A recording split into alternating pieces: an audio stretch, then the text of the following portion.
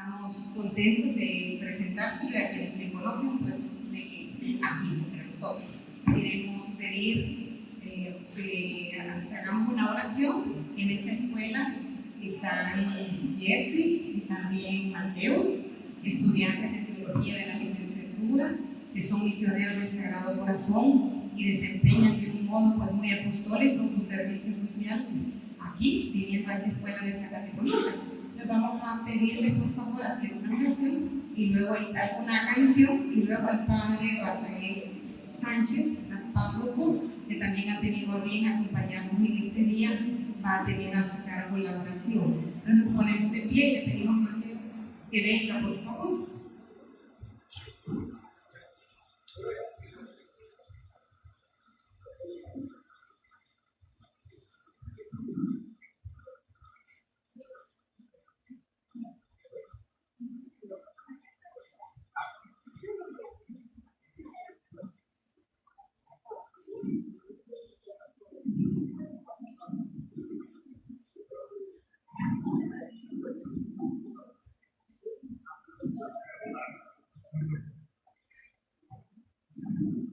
Pues en este momento, preparando nuestro corazón para este momento de compartir, cantemos juntos para empezar este momento celebrativo, este momento en que vamos a aprender un poco más de este Dios que nos ama, que nos quiere libres.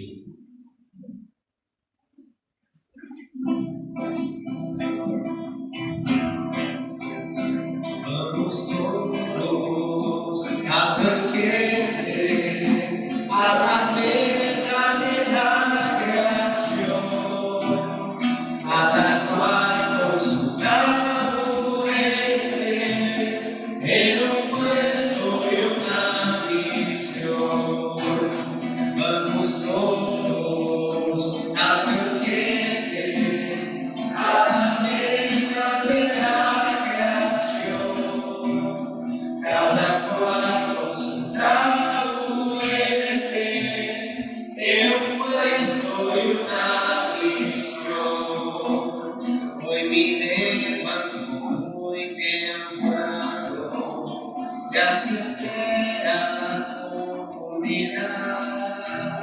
Hoy subiendo alegre a cuesta, voy en busca de tu amistad. Vamos todos al banquete, a la mesa de la creación, cada cual con su taburete, en un puesto y una visión.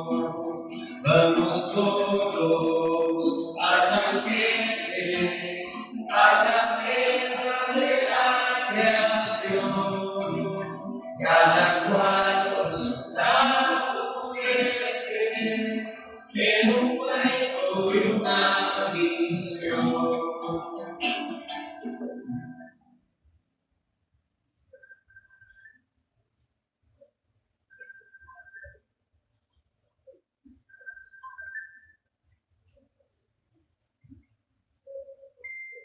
Damos la bienvenida al Padre Alegre, de apellido y de actitud, comportamiento.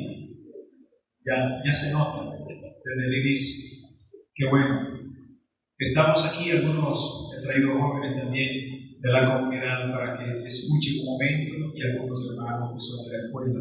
Bienvenidos todos, hermanos, a esta pequeña experiencia de reflexión. Pongamos esto en la mano del Señor, en el nombre del Padre, y del Hijo, y del Espíritu Santo. Amén.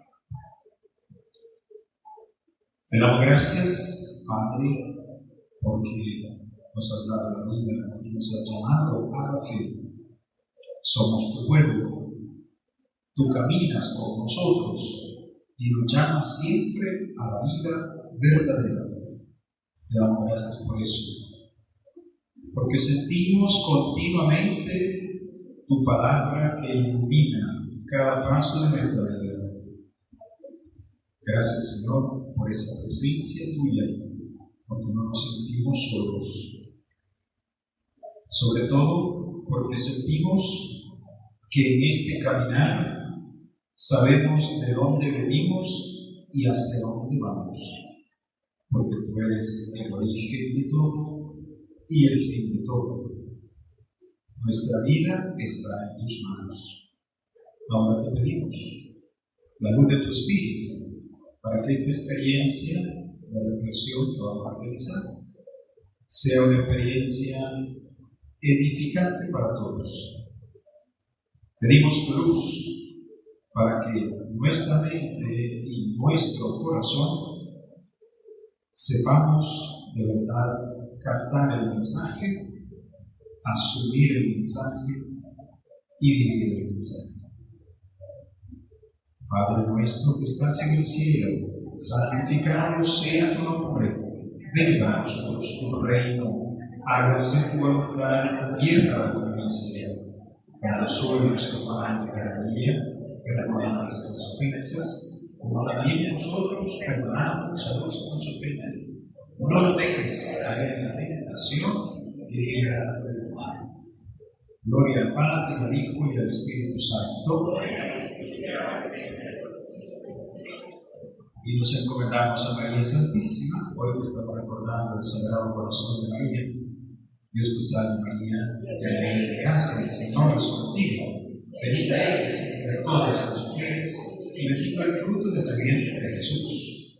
Santa María, Madre de Dios, ruega por nosotros pecadores, ahora y en la hora de nuestra muerte. Amén. En el nombre del Padre, y del Hijo, y del Espíritu Santo. Nuevamente, bienvenidos todos. Yo les voy a acompañar una media hora, porque tengo misa a las 3, entre tantas cositas que tenemos aquí en catedral. Entonces doy el micrófono aquí a los organizadores. Bien, pues agradecemos de nuevo la presencia de quienes se han incorporado. El padre Javier Alegre, como saben, ha venido de España, de Barcelona, tiene 38 años de venir a El Salvador. Es alguien de corazón solidario, es un hermano de corazón solidario con nuestro pueblo y con la iglesia salvadoreña.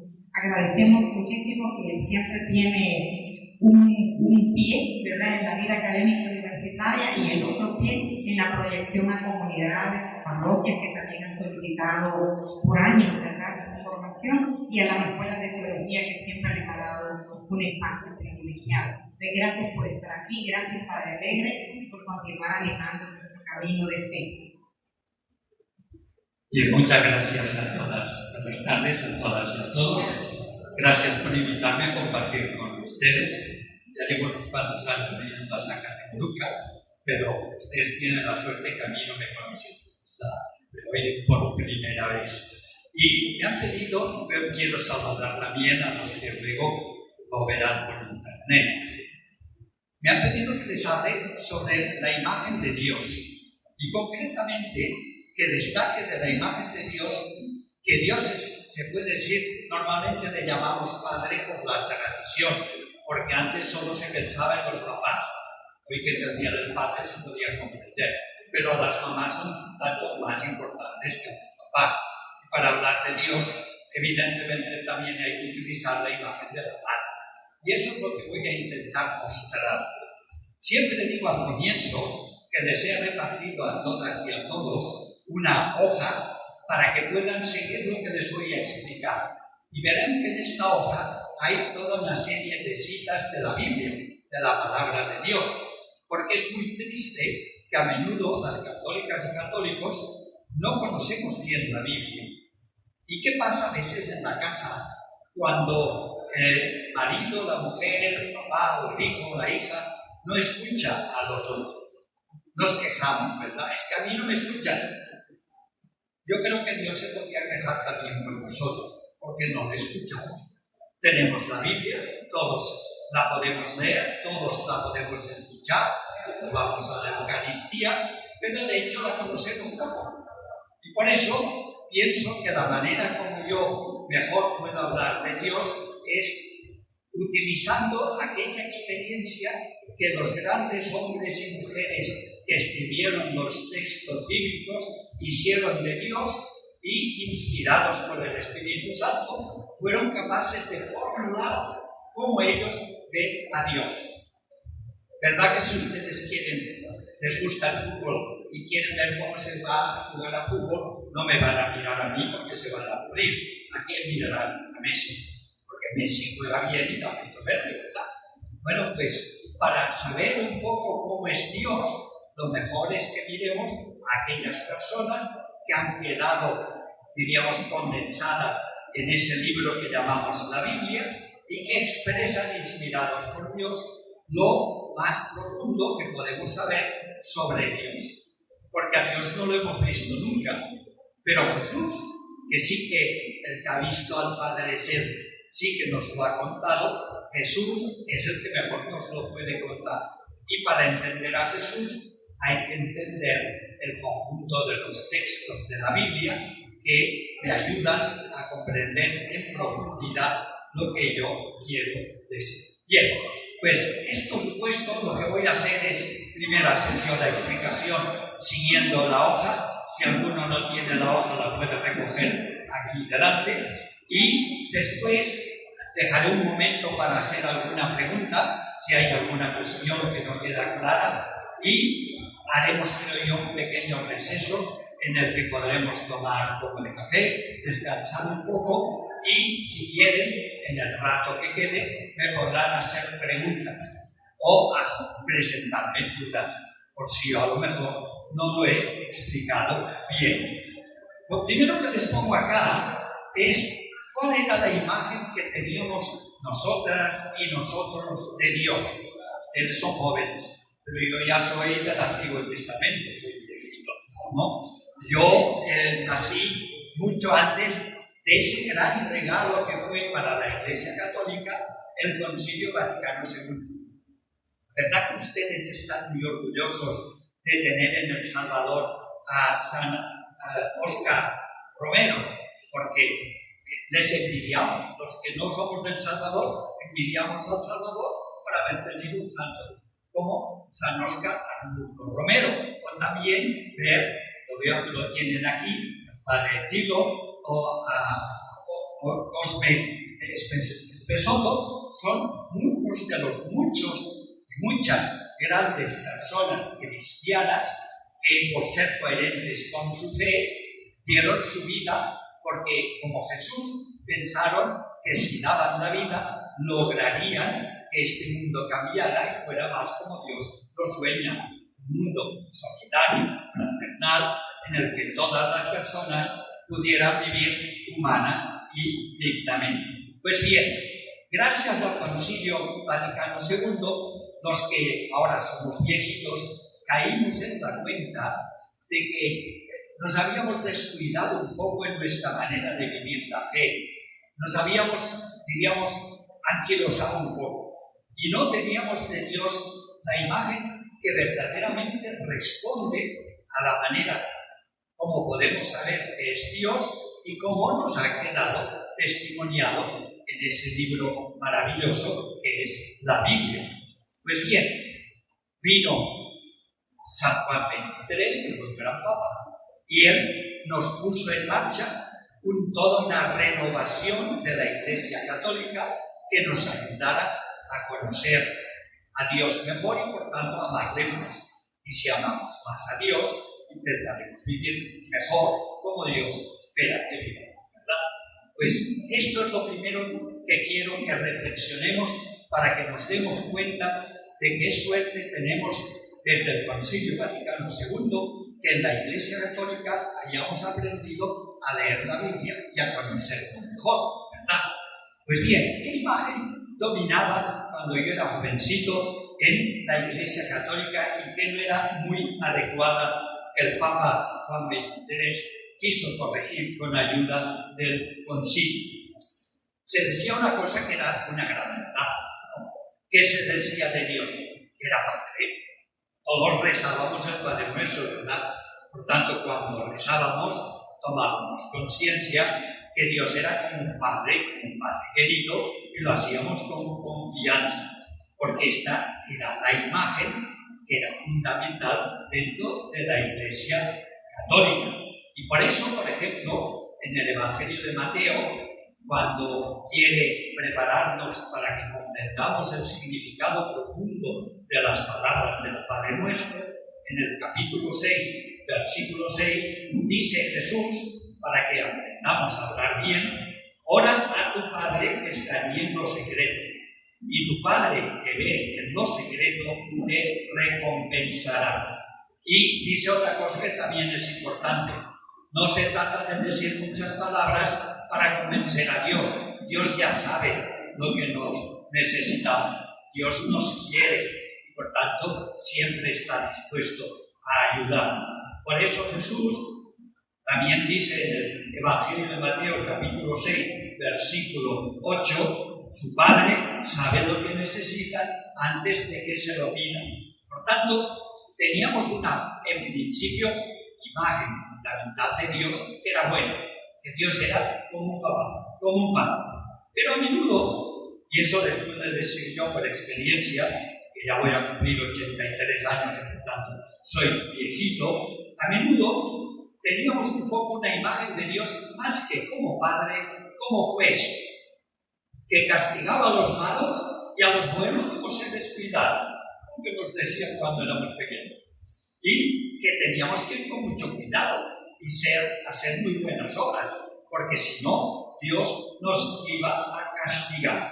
Por tanto, teníamos a veces una imagen de Dios como si Dios fuera más un juez que un padre, y que por tanto, si no nos lo ganábamos con obras, no nos iba a querer. Y hay un canto, en mi parroquia se canta, no creo que lo canten ustedes aquí, que se decía que cantábamos a Dios, que Dios no es una imagen de madera, Dios no está en la su inmensidad, sino que es un Padre querido. No creo que conozcan ese canto. Nosotros lo recuperamos después del concilio para caer en la cuenta que sí, evidentemente, si actuamos mal, cuando nos encontremos con Dios cara a cara, lo veremos como alejado, porque no, su amor nos molestará, porque nosotros no nos habremos abierto al amor de Dios.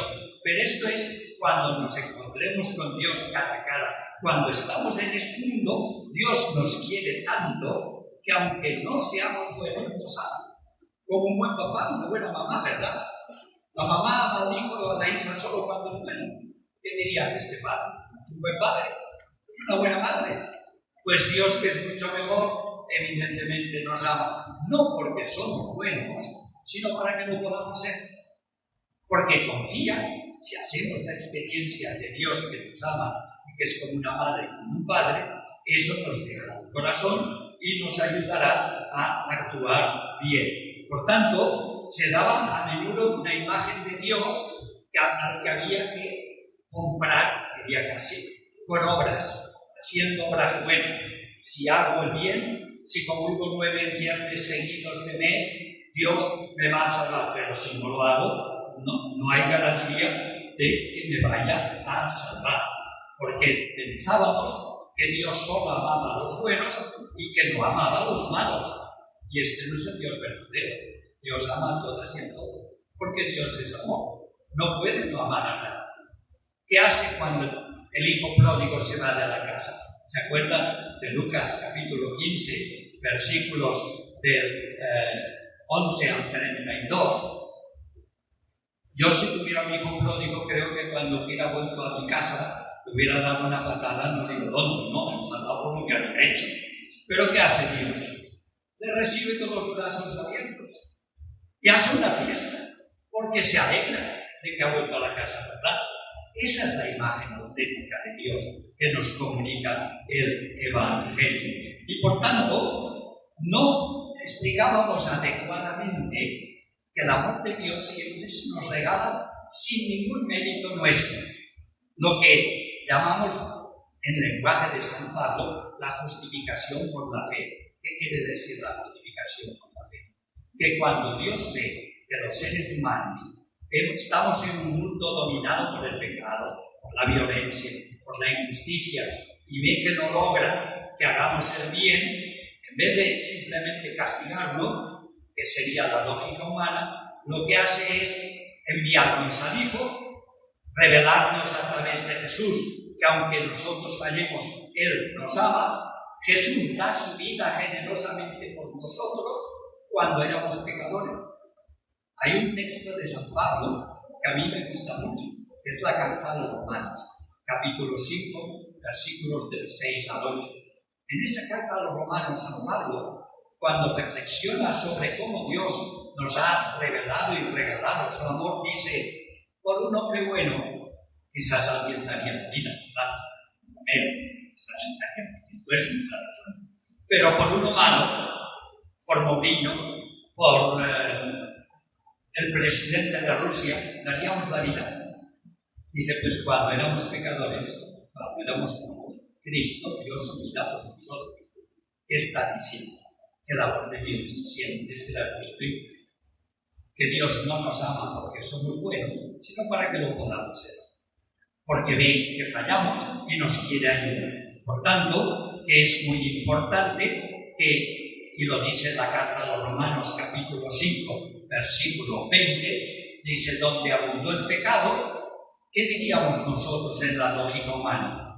Abundó el castigo, ¿verdad? Si uno hace una cosa mal, normalmente nos castigan. Pues ¿saben qué dice San Pablo? Para que veamos cómo es Dios. Donde abundó el pecado, abundó más la gracia, el amor de Dios, porque Él quiso compensar este odio que tenemos nosotros, de manera que fuéramos capaces así de amar a los demás. Por tanto, se veía un Dios tan grande, tan alegado, que se pensaba que al rezar más valía que no habláramos directamente con Dios, porque no nos iba a escuchar. Era mejor hablar con María o hablar con los santos, ¿verdad? Pensábamos, si me dirijo a María ya me va a escuchar, porque Dios a lo mejor no. Si me dirijo a un santo me va a escuchar, porque Dios a lo mejor no. ¿Les parece que eso es bueno? No, nadie nos puede amar más que Dios. Que nos dirijamos a María porque es nuestra madre, o a los santos porque son cercanos a nosotros y los recordamos con cariño, está muy bien. Pero no nos van a escuchar y querer más que Dios, porque nadie nos puede querer más que Dios. Él nos ha creado, Él es nuestra madre, es nuestro padre. Por tanto, esa idea que nos llevaba a pensar que era mejor dirigirse a Dios no directamente, sino a través de los santos de María, está bien pensada, pero es mala. Porque a Dios nos podemos dirigir directamente. ¿Verdad que ustedes para hablar con su mamá no buscan intermediarios? ¿Quién les va a querer más que su mamá o su papá? No. Pues Dios, que es como nuestra mamá y nuestro papá, evidentemente nos quiere tanto que no hace falta que busquemos a personas que hagan de intermediarios para hablar con ellos. Por tanto, esta era la imagen que teníamos antes del concilio y no era buena. Gracias al Concilio Vaticano II, que nos recomendó que leyéramos la Biblia, porque en la Biblia, que es palabra de Dios, descubriríamos mejor cómo es el Dios real, el que existe, el que nos ama, el Padre de Jesús, el que envió a su Hijo para salvarnos, que entonces, leyendo la Biblia, comprenderemos mejor cómo es Dios. Y por eso les pongo aquí, en el segundo punto que tienen en la hoja, que la imagen de Dios que predomina, que domina en la Biblia, es el Dios que es Padre, que es un Salvador universal, que quiere que todo el mundo se salve. En la primera carta a Timoteo, capítulo 2, versículo 4, se dice una cosa que es muy importante. Dice, Dios quiere que todo el mundo se salve y que llegue al conocimiento de la verdad. Tanto es lo que quiere Dios. No es un juez. Es alguien que nos ama y que solo puede querer nuestro bien. Y por tanto, ¿cómo sabemos que Dios nos ama de verdad? Nos lo revela la Biblia. Por ejemplo, ya al comienzo de la Biblia. ¿Qué dice la Biblia en Génesis capítulo 1, versículo 27? ¿Cómo creó Dios al ser humano? En el capítulo 1, versículo 27 dice que Dios lo creó varón y mujer. A imagen de Dios nos creó. Por tanto, ¿qué nos dice? Que cuando nos crea, nos ha de crear con amor si quiere que seamos su imagen, ¿verdad? Y que tan imagen de Dios es el varón como la mujer. No hay diferencia. Todas y todos somos iguales. Por tanto, si Dios nos ama, nos crea a su imagen, ¿para qué nos crea? Pues para que seamos sus manos en la tierra. Porque nos encargará a nosotros, porque nos ama, que de verdad seamos el instrumento del amor de Dios en el mundo, seamos sus manos en el mundo y cuidemos la creación. ¿Recuerdan Génesis capítulo 1, versículos del 27 al 29? Dice Adán y Eva, les he creado para que cuiden la tierra. ¿Y la hemos cuidado? ¿Por qué no nos llueve en El Salvador? ¿Por qué no hemos cuidado la naturaleza? En vez de hacer caso de Dios y ser las manos de Dios en el mundo, nos hemos explotado la naturaleza y ahora pagamos las consecuencias de nuestro egoísmo. Y también dice una cosa muy importante, que Dios nos creó por amor. Fíjense lo que dice el libro de la sabiduría. El libro de la sabiduría, los que están haciendo la escuela de teología ya lo saben, es el último de los libros que aparece en el Antiguo Testamento. Es un libro que prácticamente es contemporáneo de los libros del Nuevo Testamento. Aparece al final. Fíjense lo que dice el libro de la sabiduría en el capítulo 11, concretamente les voy a leer 11:21 hasta 12:2. Fíjense lo que dice el libro. En realidad, le dice a Dios, tú puedes imponerte soberanamente. ¿Y quién podría oponerse a la fuerza de tu brazo? El mundo entero está delante de ti como un grano en la balanza, como una gota de rocío que cayó al suelo de madrugada. Y añade, qué cosa tan bonita dice de Dios.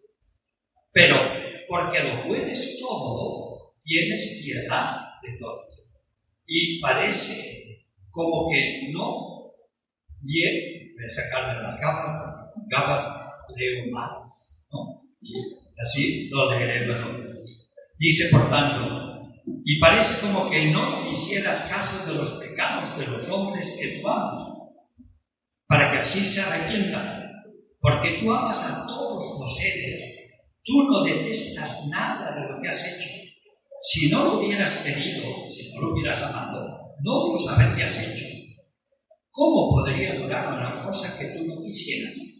¿Quién podría subsistir si tú no lo hubieras llamado? Pero tienes lástima de todo, porque todo te pertenece, oh Señor, que amas la vida. Fíjense qué definición tan bonita de Dios. Dios ama, Dios nos ama. Y acaba, y tu espíritu imperecedero está en todo. Así es como corriges poco a poco a los que pecan. Les haces ver, mediante tus correcciones, en que han pecado, para que renuncien al mal y crean en ti, Señor. Por tanto, ¿qué está diciendo el libro de la sabiduría sobre Dios? Que nos ha creado por amor. Y que por tanto nada de lo que existe no es verdad que no sea querido por Dios, porque si no, no lo hubiera creado.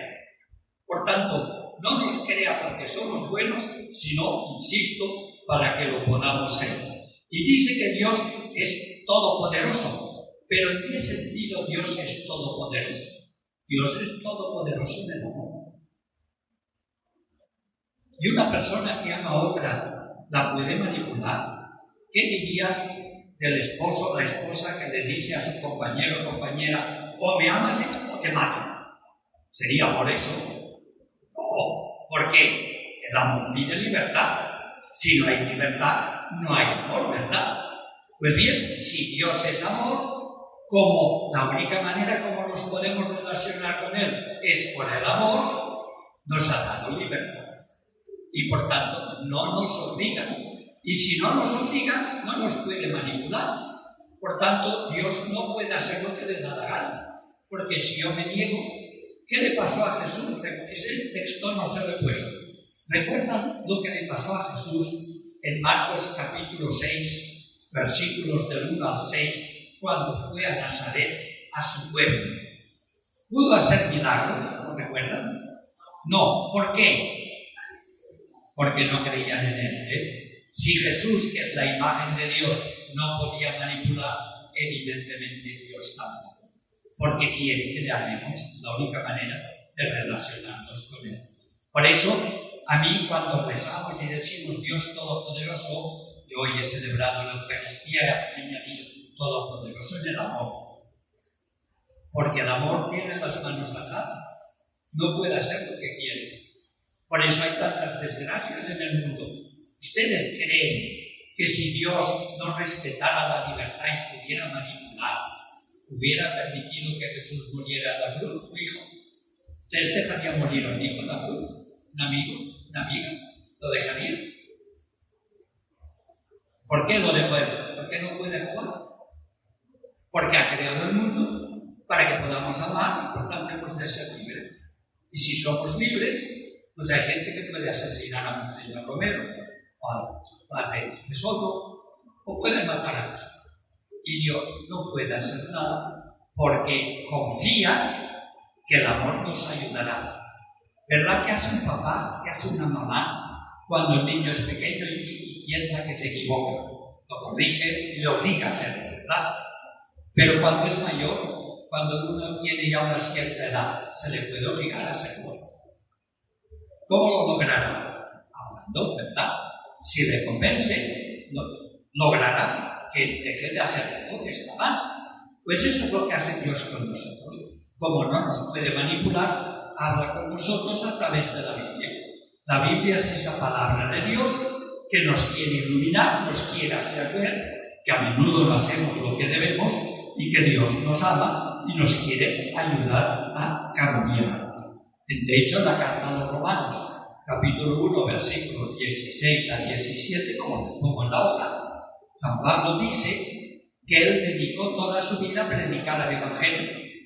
Cuando él escribe la carta a los Corintios, les dice que él no ha dedicado la vida a bautizar y a celebrar Eucaristías, porque él lo hace, claro, sino que ha dedicado toda su vida a predicar el Evangelio, a anunciar el mensaje de Jesús.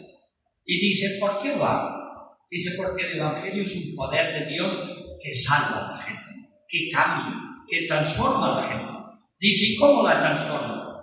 Revelándole cómo es Dios. Dice, el Evangelio revela la justicia salvadora de Dios, que Dios es amor, amor gratuito, y así intenta cambiarnos a nosotros. Por tanto, cuando Dios ve que el ser humano se revela, recuerdan simbólicamente que dice cuál es el pecado que llevó a que Adán y Eva pecaran en el paraíso.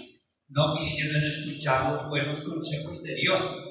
Dios les quiso ayudar a ver, eso es lo que significa el relato simbólico del Génesis, que son limitados, que son humanos y que no todo es bueno, que hay cosas que les hacen daño. ¿Verdad que un buen papá, una buena mamá, cuando quiere educar bien a alguien, ¿qué hace? Le enseña a poner límites, porque luego cuando sea mayor la vida le pondrá límites. Y si no ha aprendido el pequeño a superar y aceptar los límites, pues será una desgraciada, un desgraciado, ¿verdad? Pues Dios nos quiso revelar a los seres humanos nuestros límites y simbólicamente dice, hay un árbol del que no han de comer, es decir, hay límites. No eres todopoderoso, no puedes hacer lo que te dé la gana. Pero ¿qué pasó? ¿Cuál fue el problema que tuvo Dios con el género humano? Que no lo aceptamos, que somos egoístas, ¿verdad? Que no buscamos siempre el bien. A menudo lo único que queremos es hacer el mal, porque nos gusta. Y entonces la Biblia, para ayudarnos a caer en la cuenta de que si hacemos el mal, en el pecado llevaremos la penitencia, tanto en el libro del Génesis, del capítulo 3 al 11, como en la carta a los Romanos, el capítulo 1, 18 hasta el 3, 20, dice que como el pecado ha entrado en el mundo, el pecado es como algo contagioso, que no nos deja vivir humana y dignamente, y que cuando pecamos dejamos de ser humanos, porque estropeamos la imagen de Dios, dejamos de amar, besamos al diablo, somos violentos, somos injustos, somos malcriados y hacemos la vida difícil tanto a los demás como a veces a nosotros mismos. Por eso, cuando Dios ve eso, dice, ¿qué puedo hacer para ver si logro que cambie? Y a mí, que tengo la desgracia de que me guste el fútbol, ¿qué hace un equipo? Por ejemplo, ¿qué tendría que hacer El Salvador ahora que parece que no gana nada? ¿No? ¿Qué tendría que hacer para ver si consigue ganar algo? Cambiar de entrenador, ¿verdad? Si tiene un buen entrenador, a lo mejor el equipo jugará mejor. Pues bien, Dios dice, voy a buscar un buen entrenador para que los seres humanos caigan en la cuenta de que es posible ser feliz, no egoístamente, a costa de los demás, sino siendo solidario, intentando ayudar a la gente a vivir humana y solidariamente. Y entonces dice, ¿cómo voy a ayudar a que los seres humanos descubran que hay una manera de ser humana mucho más valiosa, que hace mucho más feliz, que esa manera tan egoísta de buscar solo, como hizo Adán, el propio interés, el propio egoísmo? Pues se escoge un pueblo. Voy a escoger un pueblo, será como el entrenador, que muestre a todos los pueblos de la tierra que se puede ser feliz y vivir de una manera mejor, pero no egoístamente, a costa de los demás, teniendo al Cristo, al dinero como máximo valor, sino siendo solidarios, amando a los demás, procurando que los demás sean felices. Porque verdad que somos mucho más felices cuando hacemos felices a los demás. ¿Saben? Si yo les pregunto una palabra de Jesús que no está en el Evangelio, ¿qué me dirían? Una palabra de Jesús que conocemos y no está en el Evangelio. Está en el capítulo 20 de los Hechos de los Apóstoles, en el discurso que hace San Pablo cuando se despide de los presbíteros ancianos de Éfeso. Les dice, ¿por qué yo he vivido toda mi vida trabajando? Jamás he aceptado Cristo de las comunidades. He vivido en mi trabajo. Él fabricaba tiendas. ¿Saben qué dice? Porque Jesús dijo, se es más feliz dando que recibiendo. Esta palabra de Jesús no está en el Evangelio, pero la conocemos porque San Pablo nos lo cuenta. Pues bien, Dios piensa eso. Voy a escoger un pueblo que revele a todos los pueblos de la tierra cómo es Dios, y que si nos intentamos parecer a Dios, el mundo funcionará mejor. Por tanto, ¿cómo es Dios? Dios es amor y es amor gratuito. ¿Ustedes conocen algún imperio que dé las cosas siempre gratuitamente? ¿Cómo se forman los imperios? Por egoísmo. ¿Qué hizo España? Conquistar Latinoamérica, ¿verdad? ¿Qué intenta hacer cualquier imperio? Dominar a los demás. Entonces, ¿qué? Dios no es así. Dios es amor gratuito. Por tanto, para revelar cómo es Él, no escoge al imperio egipcio, no escogió al imperio romano, no escogería al imperio griego, ni al español. ¿Qué imperio escogería? Ninguno. Escoge un Mohammed. ¿Quién es el que comienza el pueblo de Dios para revelar a través de este pueblo a todos los pueblos de la tierra? ¿Qué otro mundo es posible y necesario? Abraham. ¿Y qué es Abraham? Un mojado, un emigrante, sal de tu tierra, ¿verdad? Y cuando este pueblo está esclavo en Egipto, escoge a Egipto para revelar cómo es él, que es el imperio que domina, o escoge al pueblo esclavizado y lo libera para mostrar que Dios no quiere la opresión de nadie. Escoge al pueblo viviente, ¿verdad? Con lo cual revela que el amor de Dios no es como el amor de este mundo, que a veces es muy egoísta. El amor de Dios es gratuito. Y por tanto dice, voy a escoger un pueblo para, a través de este pueblo, lo liberaré. Y le pediré a este pueblo que ya que lo he liberado, que construya un mundo, una nación, un pueblo, en el que no haya pobres porque todos comparten. Y por eso hace con él, lo libera. Cuenta el libro del Éxodo, capítulo 3 al 15, y luego en el capítulo del Éxodo del 19 al 24 le dice, voy a hacer una alianza contigo. ¿Y qué es la alianza? Te voy a dar unas leyes que defiendan al pobre.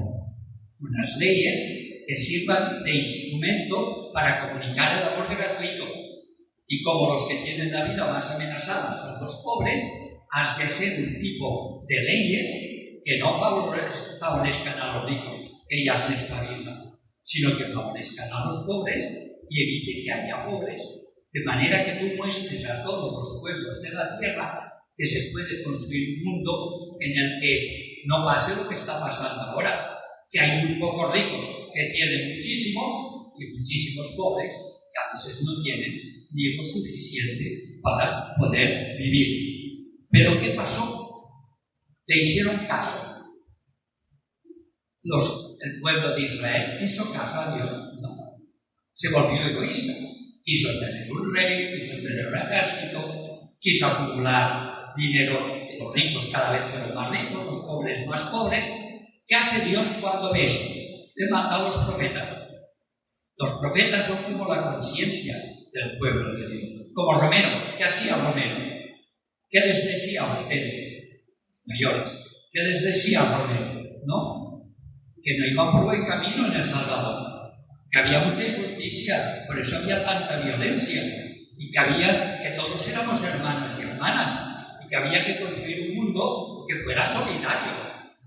El mundo del Evangelio, el mundo de Jesús. Él era un enamorado de Jesús. Pues bien, él envía a Jeremías, envía a Isaías, envía a Ezequiel, para ver si logra que el pueblo de Israel cambie y se vuelva un pueblo solidario, y así se convierta en sal de la tierra y luz del mundo. ¿Qué es lo que dice Jesús que ha de ser una iglesia cristiana? Mateo 5, versículos del 3 al 16. Sal de la tierra y luz del mundo. ¿Cómo seremos sal de la tierra y luz del mundo? Si somos capaces de vivir solidariamente, evitar que haya pobres, que es lo que logró la primera comunidad cristiana, ¿verdad? El libro de los Hechos de los Apóstoles, capítulo 4, versículos del 32 al 35, dice que en la primera comunidad cristiana, que fue la de Jerusalén, no había pobres porque todos compartían, ¿no? Y cuando ve que no hacen caso a los profetas, hay un evangelio muy bonito, Marcos capítulo 12, versículos del 1 al 12, que cuenta por qué ha pasado, por qué el pueblo de Israel ha fallado y qué va a pasar si no se convierte y escucha a Jesús. Cuenta una parábola, la parábola de los viñadores.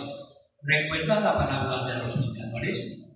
Dice que había un pueblo y que había un gran señor que tenía muchas viñas y que plantó una viña, la cuidó con mucho cariño, con mucho amor, le puso lagar y esperó que diera fruto. Y Jesús está citando al profeta Isaías, que ha puesto la imagen de la viña para decir cómo es el pueblo de Israel. Dice, el pueblo de Israel es para Dios como esa viña querida, que la ha cuidado mucho, pero cuando he ido a buscar uva, ¿qué ha pasado? Que en vez de uva, lo que ha encontrado son agrasones, uva amarga, no ha servido de nada. Dice, ¿qué va a hacer Dios cuando vea que envía Él a sus emisarios para que recojan el fruto? ¿Y qué hacen los que forman parte de la viña, del pueblo de Dios? ¿Le dan los frutos? No, a unos los pegan, a otros los matan. Dice, voy a matar al hijo. Al hijo no van a escuchar, ¿verdad? Pero ¿qué pasa? ¿Escuchan al hijo? No, lo matan. ¿Qué dice? Si matan al hijo, les quitaré la viña, dejarán de ser pueblo de Dios y lo daré a un pueblo que dé fruto. Como pasa eso, ahora somos nosotros el pueblo de Dios. No somos judíos. ¿Pero por qué podemos ser pueblo de Dios si somos de origen pagano? Porque como han fallado los judíos, ahora Dios puede mostrar a través de nosotros la gratuidad de su amor. Porque si somos pueblo de Dios no es porque seamos mejores que los demás, sino por pura gracia. Porque nosotros han fallado, pero ahora nos pide que demos fruto. Si no damos fruto, nos va a hacer caso. Por tanto, Dios envía a su Hijo al mundo porque lo ama, como dice San Juan, amó Dios al mundo, Juan capítulo 3, versículo 16, que entregó a su Hijo unigénito, porque quiere salvar a todo el mundo. ¿Ven? Este es el proyecto de Dios. Por tanto, el Dios en el que creemos es un Dios juez o es un Dios que quiere el bien del mundo. Quiere el bien del mundo, ¿verdad? No nos trata como merecemos, sino que cuando fallamos busca un camino alternativo. Y les cuento un chiste para que se me despierten. Dice que hay una muchacha que ha ido a la UCA para sacar el título y cuando ya tiene el título va a dar clase en la escuela. El primer día se para, como yo estoy parado con ustedes, ante los hipotes y hipotas y les dice: el que de ustedes crea que es tonto, que es burdo, que se pare. Todos se quedan quietos. De repente, Pepito se para. Dice: Pepito, pero usted ¿por qué se para? ¿Usted cree que es burdo? No, señora maestra, pero me da la penita verla usted sola parada. Bueno, se despertaron. Pues vamos ahora a la segunda cara. Fíjense, es verdad que Dios es amor. Y es una cosa que llama la atención hasta qué punto, tanto ya en el Antiguo Testamento, cuando se habla de Dios, se habla de Dios como amor. Fíjense lo que dice el Salmo 103, versículo 13. Era una de las oraciones típicas del pueblo de Israel. Compasivo como un padre con sus hijos es Dios. Les leo el texto porque es un salmo muy bonito que nos ayuda a comprender mejor cómo es ya Dios en el Antiguo Testamento. Porque algunos piensan que a lo mejor el Dios del Antiguo Testamento es un Dios más serio, más terrible, más juez, y no es verdad. Si hubiéramos sabido leer bien el Antiguo Testamento, hubiéramos descubierto que ya en el Antiguo Testamento Dios es efectivamente bueno y misericordioso. Fíjense lo que dice el Salmo 103 sobre Dios, porque quiere subrayar esa bondad de Dios que nos ama y no quiere que suframos. Dice así el Salmo, se lo leo: bendice al Señor, alma mía, alaba todo mi ser su santo nombre. Bendice, alma mía, al Señor, y no olvides ninguno de sus beneficios. Él perdona todas tus ofensas y te cura de todas tus dolencias. Él rescata la vida de la tumba, te corona de amor y de ternura. Él colma de dicha tu existencia y como el águila se renueva tu juventud. El Señor obra en justicia y a los oprimidos les da lo que es debido. Reveló su camino a Moisés y a los hijos de Israel sus proezas, etc. Por tanto, ¿qué dice el Antiguo Testamento? Que Dios no es Padre, no. Dios nos ama. Este es uno de los aspectos fundamentales. Yo en la hoja les he puesto varios textos que si los leen verán que efectivamente confirman que la imagen de Dios fundamental en el Antiguo Testamento no es el juez, sino el Padre que nos ama. Y la imagen de Dios aparece también en un texto muy importante del libro del Éxodo, el capítulo 34, versículos 6 y 7. Fíjense, no sé hasta qué punto conocemos el Antiguo Testamento, pero el Antiguo Testamento cuenta que cuando Dios hizo la alianza con Moisés, ¿qué hizo el pueblo de Israel cuando Moisés se subió a la montaña para hablar con Dios? ¿Qué construyó? ¿Alguno lo sabe? Muy bien, el becerro de oro, el símbolo del Cristo, de todo lo que no nos deja ver a Dios como Dios, sino que convertimos a Dios en un ídolo. Y eso lo cuenta en Éxodo 32. Cuando Moisés baja de la montaña y ve que el pueblo ha abandonado a Dios, se enfada y rompe las tablas. Y entonces le pide a Dios, fíjense lo que le dice Dios en el capítulo concretamente 34, versículos 6 y 7. Dios misericordioso y clemente, tardo a la cólera y rico en misericordia y fidelidad, que mantiene su amor por 1000 generaciones, que perdona la iniquidad la rebeldía y el pecado. Por tanto, es un Dios que nos trata como merecemos, por suerte no. Cuando fallamos, Él con su amor nos intenta ayudar. Y en el Nuevo Testamento ya no digamos, aún es más claro esto, ¿verdad? Porque la imagen que aparece en el Nuevo Testamento de Dios, sobre todo en Jesús de Nazaret, es la del Padre. Fíjense que en Juan capítulo 14, versículo 9, se nos dice que quien ve a Jesús ve al Padre.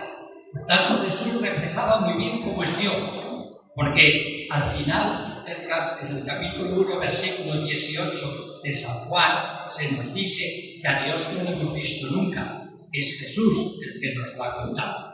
Que por eso en el 14 se nos dice que se ha hecho hombre, se ha hecho carne, para que viéndola a Él podamos intuir un poco cómo es ese Dios que a través de Jesús podemos conocer. Pues bien, lo que subraya continuamente es que Dios es como un Padre para nosotros. Fíjense lo que dice en Mateo 6, versículo 26, Jesús. Fíjense las aves del cielo, no siembran ni cosechan, no guardan alimentos en graneros, y sin embargo el Padre del cielo, el Padre de ustedes, los alimenta. No valen mucho más que las aves. Por tanto, ¿qué dice que es Dios para nosotros? Padre, nuestro Padre. Y también lo dice muy claramente cuando Él habla con Dios en Marcos 14, 36, en Getsemaní, que le dice: Padre, si es posible, pase de mí este cáliz, ¿verdad? Por tanto, en el Nuevo Testamento aparece muy claramente que Jesús llamaba a Dios Padre. Y en el Evangelio de Juan, yo les pongo aquí muchos textos que luego en casa, si quieren, se los miran. Verán la cantidad de veces que Jesús habla de Dios como Padre. Por tanto, ¿qué imagen tenía Jesús y qué imagen quería Jesús que tuviéramos nosotros de Él? La imagen del Padre, el Padre querido.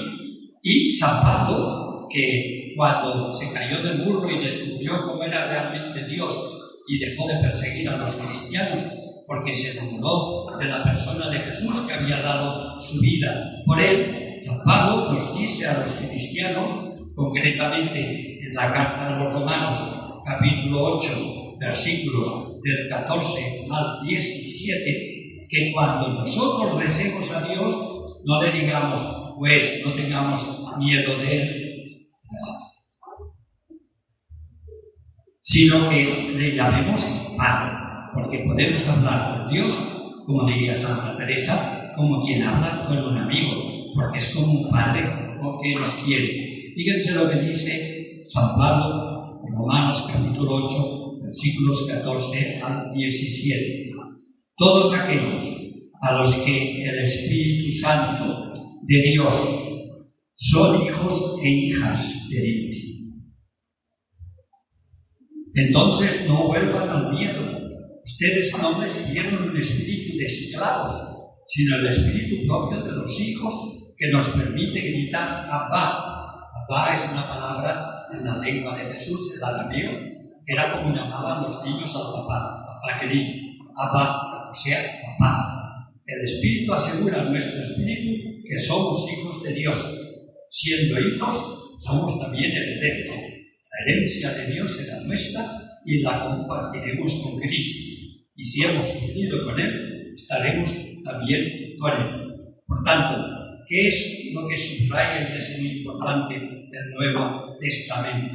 Que Dios es amor y que nosotros nos podemos relacionar con Él como quien habla, como un padre, ¿no? Y por eso el Apocalipsis también lo dice que el Padre del cielo es el que nos va a ayudar y nos va a acompañar siempre. Por tanto, este punto es un punto fundamental.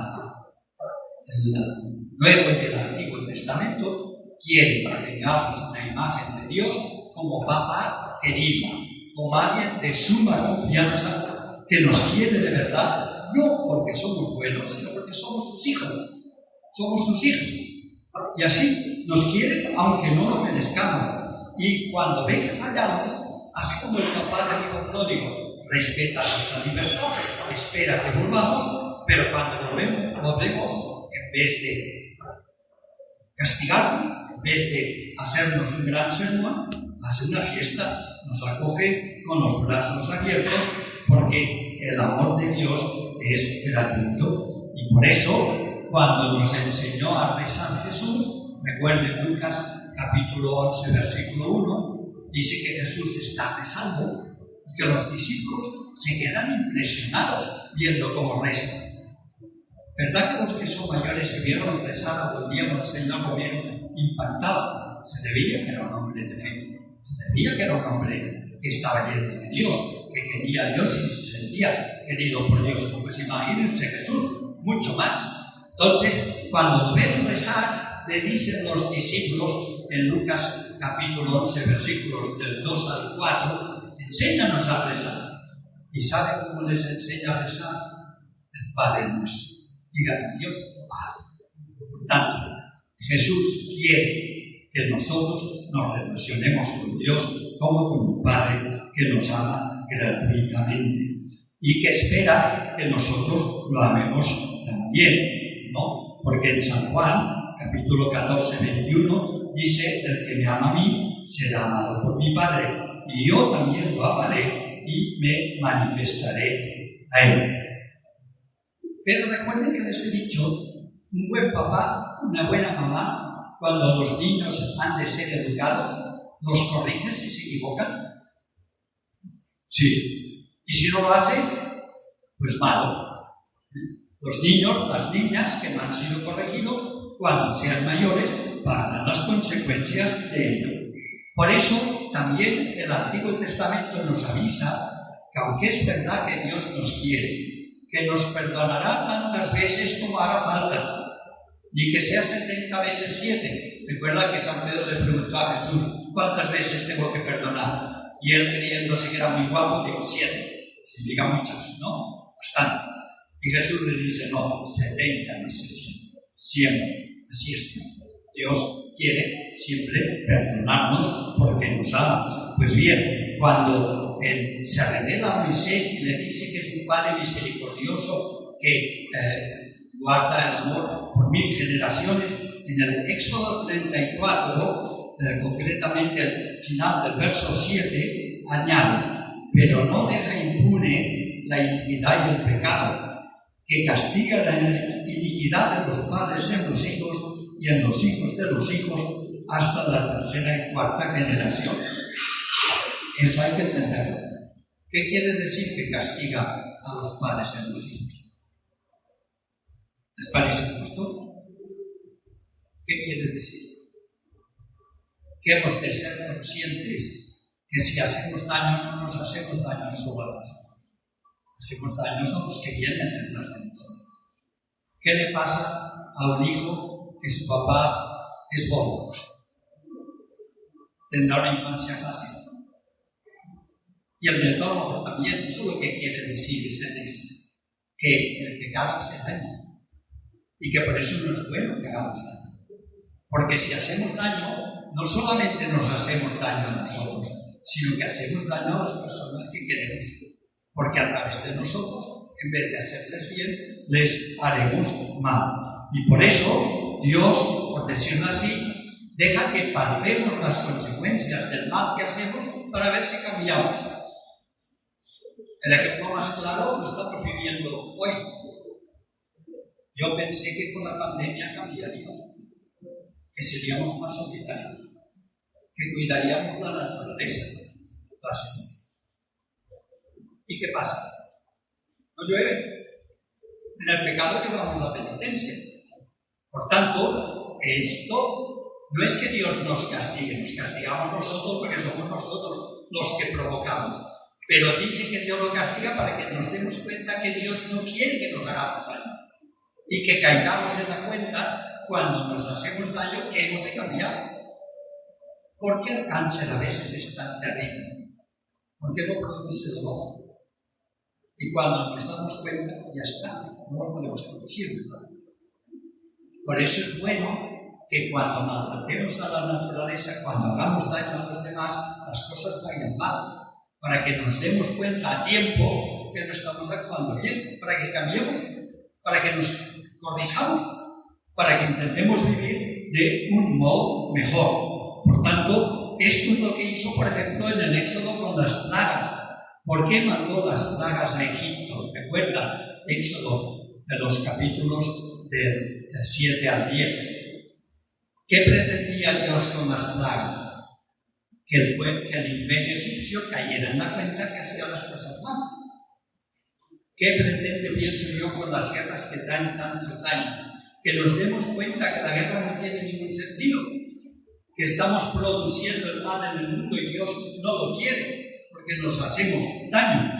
Por tanto, el Dios que nos quiere y que nos ama infinitamente, evidentemente nos corrige a tiempo para ver si evitamos el mal. Y un último punto, pero que es muy importante. Fíjense que hasta ahora he hablado de Dios como Padre. Si ven la Biblia la mayor parte de las veces llama a Dios Padre. ¿Por qué no le llama Madre? Se lo han preguntado. ¿Por qué le llama Padre y no le llama Madre? Hoy no sería correcto, ¿verdad? Hoy le llamaríamos a 12 varones, llamaríamos a 6 varones y 6 mujeres para que hubiera paridad, ¿verdad? Pero aquella cultura era distinta. En aquella cultura la mujer no valía nada, podía ser vendida, como el asno. El 10º mandamiento dice que no desearás la mujer, el asno, la casa, vale lo mismo. Claro, en un mundo en el que la mujer está marginada, no se les ocurre llamar a Dios mujer, porque entonces tendrían una mala imagen de Dios. Pero eso es porque es así, o por culpa de que esa cultura es algo muy primitiva. ¿Qué les parece? Si el ser humano, hombre y mujeres, imagen de Dios, tanto la mujer como el hombre, no es mejor el hombre que la mujer, pero en aquel tiempo sí lo era. ¿Explico? Entonces, para ayudar a la gente a valorar a Dios y a considerar la dignidad como solo se consideraba la dignidad de los varones, se llama Dios siempre Padre y se habla de Dios en masculino. Pero, como son hombres y mujeres inspirados por Dios, sin querer se les escapan los rasgos maternos de Dios. De manera que podríamos caer en la cuenta que Dios también es Madre y que hoy la tendríamos que llamar igual Madre que Padre, porque no es mejor ser padre que madre y mejor ser madre que padre. Esos somos iguales. ¿Sí? Les voy a leer algunos textos que tienen aquí que son muy interesantes, ¿no? Por ejemplo, concretamente, el profeta Isaías, capítulo 49, versículos del 14 al 16, es un profeta que tuvo que acompañar al pueblo de Israel al exilio en Babilonia y la gente está desanimada, porque tiene la impresión de que como no han sido fieles a Dios, no han sido solidarios, no han creado un mundo en el que no hay pobres porque comparten, sino que han hecho un mundo muy injusto, muy violento, pues que en el pecado han llevado a la penitencia, que ha venido el imperio de Babilonia, los ha llevado al exilio y piensan, Dios nos ha abandonado. Estamos en el exilio porque como hemos fallado, Dios no nos quiere. Pues fíjense qué imagen utiliza para Dios el profeta Isaías, capítulo 19, versículos del 14 al 16. Primero pone la opresión del pueblo. Pero dice Sión, pueblo de Israel, Yahvé me ha abandonado, el Señor me ha olvidado. Fíjense lo que contesta el profeta. En nombre de Dios, es Dios el que habla. ¿Acaso olvida una mujer a su niño de pecho sin compadecerse del hijo de sus entrañas? Olvida una madre a su hijo. Pues fíjense lo que añade. Pues aunque esas llegasen a olvidar, yo no te olvido. Tanto Dios nos ama más que una madre. Por tanto, la imagen de la madre sería también una muy buena imagen para intentar incluir un poco cómo es Dios. Y también fíjense lo que dice el profeta Oseas, capítulo 11, versículos 3 y 4. Dice Dios al pueblo de Israel que se siente abandonado, y con todo yo enseñé a Efraín, simboliza al pueblo de Israel, a caminar, tomando de mis brazos, mas no supieron que yo cuidaba de ellos. Con cuerdas humanas los ataba, con lazos de amor, y era para ellos como quien alza a un niño contra su mejilla. Me inclinaba hacia él para darle de comer. ¿Qué imagen utiliza para Dios? De la mamá que cuida a su hijo. Por tanto, también sería una buena imagen, y que hoy más que nunca, que a Dios al mismo le podemos llamar Padre que Padre. Y concretamente en el capítulo 23 del Deuteronomio 32:18 dice Dios: desdeñas a la roca que te dio el ser, olvidas a Dios que te engendró. Empieza a mamá, la mamá. Si Dios nos engendró, es padre. Digo yo, lo dice la Biblia, no lo digo yo, no lo he escuchado. O si quieren, Isaías 66:13. En casa lo pueden ver porque tienen los textos en la hoja que les he dado. Como un hijo querido a quien consuela su madre, así yo les consolaré a ustedes. Una madre consuela a su hijo, Dios nos consolará en el exilio. Y a Jesús utiliza también imágenes semejantes. Fíjense, en Mateo 23:37 dice Jesús: Jerusalén, Jerusalén, ¿cuántas veces he querido reunir a tus hijos como una gallina reúne a sus pollos bajo sus alas y no han querido? Jesús reúne como una gallina. ¿Es una imagen masculina? No, porque claro, ya empiezan a incluir la riqueza femenina y se dan cuenta que Dios no lo pueden solo describir con imágenes masculinas. Y en Números 11:12 dice: ¿acaso he sido yo el que ha concebido a todo ese pueblo y lo he dado a luz para que me digas? Porque Moisés se queja. Moisés se queja de que el pueblo ha fallado. Y le dice: tú has engendrado al pueblo, le dice a Dios, no yo. Por eso le dice: ¿acaso he sido yo el que he engendrado? Llévalo en tu regazo, le dice a Dios, como llevo la nodriza al niño de pecho, hasta la tierra que prometí con juramento a tus padres. Si es como una nodriza, una imagen femenina.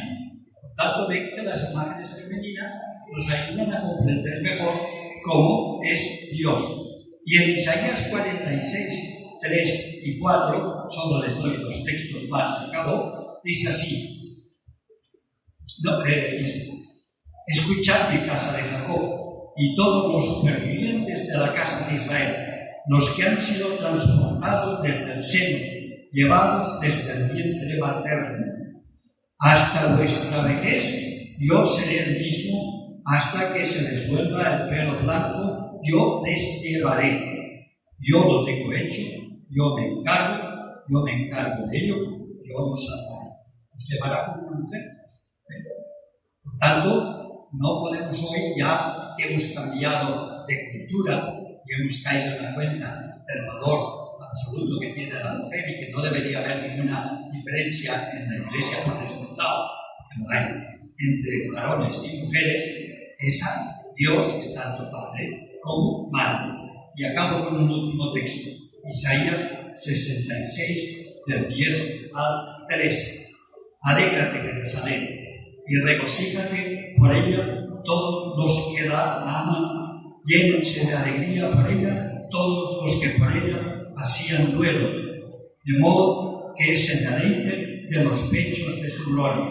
Porque así dice Yahvé, Dios: miren que yo tiendo hacia ella como ríos de paz y como raudal desbordante la gloria de las naciones. Sus niños de pecho en brazos serán llevados y sobre las rodillas serán acariciados. Como uno a quien su madre le consuela, así yo les consolaré. Dios nos consuela como una madre consuela a su hijo.